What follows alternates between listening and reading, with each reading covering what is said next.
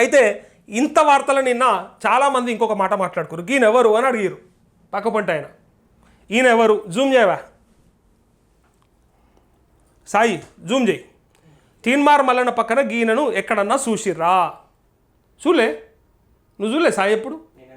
నిన్నను చూసినావా? వంశీ నువ్వు చూలే ఎప్పుడు? రాజు నువ్వు చూసినావా? సురేష్ నువ్వు చూలే? ఇగో చూడుర్రి, ఇగో ఇక్కడ చూడుర్రి. ఈయన ఎవరంటే కేసీఆర్ పక్క పొంటి ఉంటుండే, గతంలో కొన్ని సంవత్సరాల పాటు పిఆర్ఓగా పనిచేసాడు కేసీఆర్కి. కేసీఆర్ వెనకాల ఉండి ఆయనకు చిట్టీలు అందిస్తుండే, నకలు చిట్టీలు అందించే వాళ్ళు ఉంటారు కదా, ఇప్పుడు ఎగ్జామ్స్ రాసేటప్పుడు చిట్టీలు అందించినట్టు వీళ్ళు కూడా గడుకో చిట్టి రాసుకుంటే సార్లకు ఇస్తారు. సార్ ఇది మాట్లాడు సార్ ఇది చెప్పు సార్ అని పిఆర్ఓలుగా ఉంటారు, పబ్లిక్ రిలేషన్షిప్ ఆఫీసర్గా పనిచేస్తారు వీళ్ళు. ప్రతి నాయకుడికి అంటే ప్రతి ప్రజాప్రతినిధికి ఒక పిఆర్ఓ పెట్టుకుంటారు. అందులో కేసీఆర్కు ఉన్నటువంటి పిఆర్ఓల్లో ఈయన ఒక ముఖ్యమైన పిఆర్ఓ. ఈయన వెనకాలలో ఉంటుండే విజయ్ ఈయన పేరు. మరి ఈయన గీడికి ఎందుకు వచ్చాడు?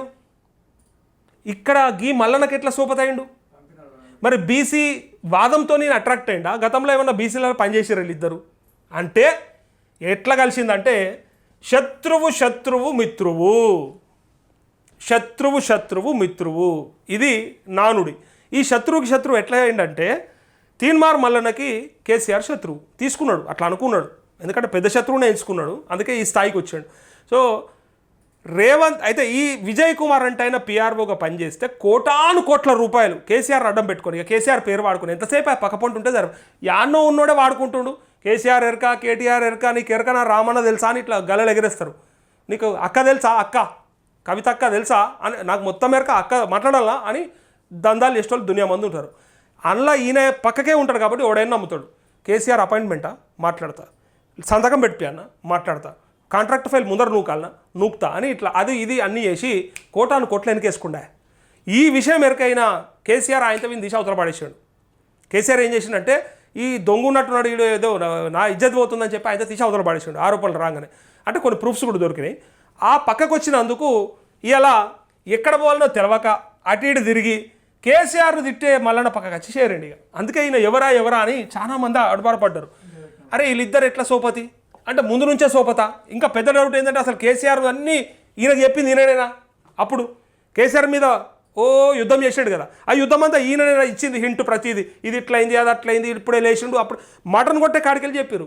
పొంగ అటు ఏడా వంశీ అది ఎర్రవల్లి కాడ ఒక మూల మీద ఒక మటన్ కొట్టు మస్తాన్ ఉంటాడట, ఆయన దగ్గర మటన్ కూడా కొట్టుకోపోయేది కూడా చెప్పేటోడు అన్నట్టు. మల్లన్న దగ్గర ఆ ఇన్ఫర్మేషన్ ఉంటుండే.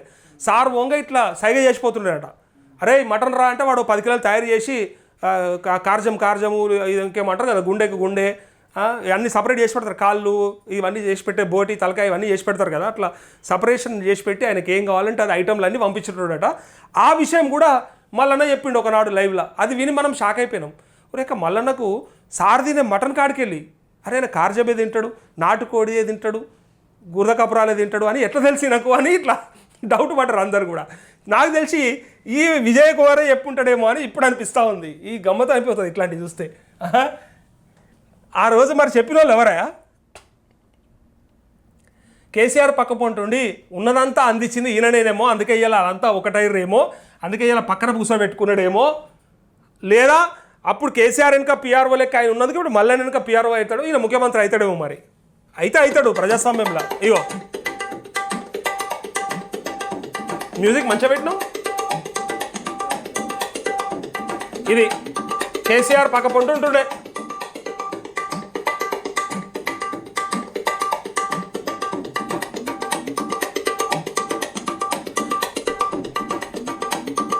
ఇది చూసినాక గమ్మత్ అనిపిస్తుంది. రాజకీయాలు అంటే ఎట్లుంటాయంటే ఇవాళ తిట్టుకున్నాడు రేపు కలుసుకుంటాడు, ఇవాళ కలుసుకొని ఉన్నాడు రేపు తిట్టుకుంటాడు, ఏదైనా జరగచ్చు అన్నట్టు. అంటే సిగ్గు శరాలు ఏముండయి, ఇటు ఉన్నాడు అటు ఉంటాడు.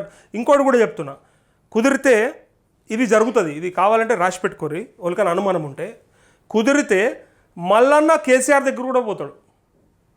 అసలు ఇవాళ రేవంత్ రెడ్డి మల్లన్న కలిసి ఆడుతున్నట్టే ఆ కాలంలో కేసీఆర్ మల్లన్న కూడా ఆట ఆడింటే ఆడుండొచ్చు, పబ్లిక్ని పిచ్చోళ్ళని చేసి ఉండొచ్చు. ఇలా ఏది లోతులైతే తెలివై కదా, చాలా మట్టుకు లోతులు తెలివై, ఏళ్ళ ఏమున్నది ఏళ్ళు పెడితే కానీ తెలియదు కదా, అట్లా చాలా మట్టుకు విషయాలు తెలివై. మేబీ అప్పుడు ప్రజలను డైవర్ట్ చేయనీకి మల్లన్ననే క్రియేట్ చేసి ఉండొచ్చు కేసీఆర్, లేదా వాళ్ళిద్దరు కలిసి ఆడిన ఆటలనే ఇట్లాంటివన్నీ జరిగి ఉండొచ్చు. ఎందుకంటే ఇవాళ ఉన్నట్టు రేపు ఉండదు, చెడుతుంది కదా, చెడ్డాక మళ్ళీ ఇంకొకరు దిక్కుపోతుంది. ఇప్పుడు కూడా కేసీఆర్ చేసిన సర్వే బాగుందని చెప్పిండు నిన్న మల్లన్న. ఇక ఇంతకంటే ఇంకా సాక్ష్యమేమో. నువ్వైనా నిన్న ప్రెస్ మీట్లు ఉన్నావు, నువ్వు ఏం చెప్పిండు? కేసీఆర్ సర్వే బాగుందన్నాడు కదా, మంచిగా ఉందన్నాడు. ఇంకేమన్నా పొగిడిండా? పక్కపోంటి ఏమన్నా కెమెరా తీసినాక జై కేసీఆర్ ఇట్లా అట్లా ఏమనలేడు కదా. అయిద్దామని నీకు ఎరుకుండాలి. గ్యాప్ ఇచ్చిండా? ఎందుకు? ఏమి కేసీఆర్ బాగుందని చెప్పడానికి ఆలోచన చేసి ఉంటాడు. అంటే అది కూడా బేకార్ అంటే మళ్ళీ ఇప్పుడు అటు రెండింటికి చేయడం రేవడవుతుంది. అటు బేకార్ అని ఇటు బేకార్ అంటే మళ్ళీ రెండు దిక్కు బేకార్ అయితే ఎటు కాకుండా అవుతారు. ఎటన్నా ఒక దిక్కు తీసుకోవాల్సి వస్తుంది స్టాండ్. సో అదే చేసుకుంటాడు. సో కేసీఆర్ది బాగుందని ఇంత మల్లన్న లోపల కొంత ఏమంటారు మార్పు కనిపిస్తూ ఉంది.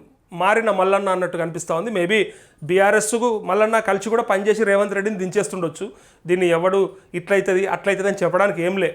బగ్గదిట్టిన ఆర్ఎస్ ప్రవీణ్ కుమార్ పోయి కేసీఆర్ సందులో జొరలేడా? చూస్తలేమా? ఉన్నాడు కదా ఇప్పుడు, కేసీఆర్ పక్కపంటే ఉన్నాడు కదా. ఇట్లనే ఏదైనా జరుగుతుంది. మల్లన్న బాగా తిట్టిండు. ఏ మల్లన్న? మన మల్లారెడ్డి తొడలు కొట్టిండు. అరే గుట్లే, అరే సాలే అని తిట్టిండు. యాదుకుందా మనకి? మళ్ళీ వాళ్ళు ఇద్దరు కలిసి లగ్గంలా దావతులు చేసుకుర్రు, పొరగాన్లతో కాలు మొక్కిపించిండు, మనమళ్ళతో కలిసిపోయారు. అట్లా ఏమైనా జరుగుతాయి. రాజకీయం ఇది, రొచ్చు రాజకీయం అంటారు, అందుకే కంపు రాజకీయం అంటారు. అందుకే పబ్లిక్ ఇట్లా యావగింపు వచ్చేసింది, చిరాకు వచ్చేసింది. నాయకులను చూస్తే ఒకప్పుడు గ్రామాలలో పోతే నేను చూస్తుంటే ఎమ్మెల్యే వస్తుండంటే ఎంపీ వస్తుండంటే సార్ని కలవాలని, సార్ దృష్టిలో పడాలని, లేదా సార్కి ఏదైనా చెప్పుకోవాలని, ఏదైనా వినతి పత్రం ఇవ్వాలని ఇట్లా ఎక్కువ కలిసే ప్రయత్నం చేసేటోళ్ళు. అరే కలుద్దామని ఇట్లా ఒక ఆయన దిగుతూ ఒక 20 మంది జమ అయ్యేటోళ్ళు. ఇప్పుడు ఊర్లల్లో దిగి ఆయన పని ఆయన చేసుకొని పీకుతున్నాడు, కానీ ఒక నలుగురు కూడా జమ అవుతలేరు. ఆ కార్యకర్తలు కూడా ఉంటలేదు చక్కగా. మిగిలిన వాళ్ళకి కూడా పబ్లిక్ ఏమర్థమైందంటే ఇక అట్టోడే ఏం చేయరు, ఇల్లు వీళ్ళతో ఏం కాదు. ఓ రుణమాఫీ అప్లికేషన్ ఇస్తే చేయలేడు, ఓ రైతు బంధు రాలేసారంటే కూడా ఆయనకు ఎరకలేదు, ఓ పెన్షన్ ఇప్పిస్తారంటే కూడా సరే చూద్దామంటాడు. ఇట్లా వాళ్ళ దగ్గర చేతిలో ఏముండదు. ఉత్తగా ఏదో ఏమంటారు కదా, గెలిచినందుకు పోయి శాసనసభలో కూర్చొని టైం ఇస్తే, అది కూడా టైం ఇస్తే ఒక నిమిషం మాట్లాడతారు తప్ప జీతాలు తీసుకొని అట్టుగానే ఉంటారు. కానీ వాళ్ళకి ఏం డ్యూటీలు ఉండవు, వాళ్ళు ఏం కష్టపడరు, మొద్దులు మొయ్యరు, మొరలు మొయ్యరు, కష్టపడరు, వ్యవసాయం చేయరని తెలిసిపోయింది. కాబట్టి ఇప్పుడు ఏమైపోయిందంటే పబ్లిక్ పోతలేరు. ఒక నాయకుడు వచ్చి దిగిండు అంటే వచ్చిండు అటు చూడకరా. నేను లగ్గాలలో చూస్తా, కొన్ని పెళ్లిళ్ళలో చూస్తా, ఎవరైనా ఎమ్మెల్యే వచ్చిండు, ఎంపీ వచ్చిండు, లేదా మినిస్టర్ వచ్చిండని చెప్తే కొంతమందిగా అంటే చిరాకు వచ్చింది పబ్లిక్కి. అట్లా పక్కపంటి పోతుండే అటు చూడకరా, ఇటు చూడు, చూస్తే మాట్లాడాల్సి వస్తుంది, కనీసం నమస్తేనే పెట్టాల్సి వస్తుంది, చూడకపోతే అయిపోతుంది కదా అన్నట్టు. నాయకులను చూస్తే చేవగింపు వస్తుంది. అలా చూస్తే దరిద్రులు రాబాయి, వీళ్ళని చూసుడే బేకార్ అన్నట్టు అనిపిస్తుంది. నచ్చలే రోలు. అంతకుముందు నాయకుడు అంటే అబ్బా గిట్లా ఉండాలి రాబాయి, ఏదైనా ఉంటే అన్నతో పని అవుతుంది, ఏదైనా ఎవరికైనా హెల్ప్ కావాలంటే ఏపీ వచ్చి అన్నట్టు ఉంటుండే. ఇప్పుడు వీళ్ళతో ఏం కాదు, తాటి మట్ట అన్నట్టు అయిపోయింది. అలాది ఉట్టిదే, వీళ్ళంతా తూటిపాసిగా వీళ్ళు అనేది క్లారిటీకి వచ్చేసారు పబ్లిక్ అంతా.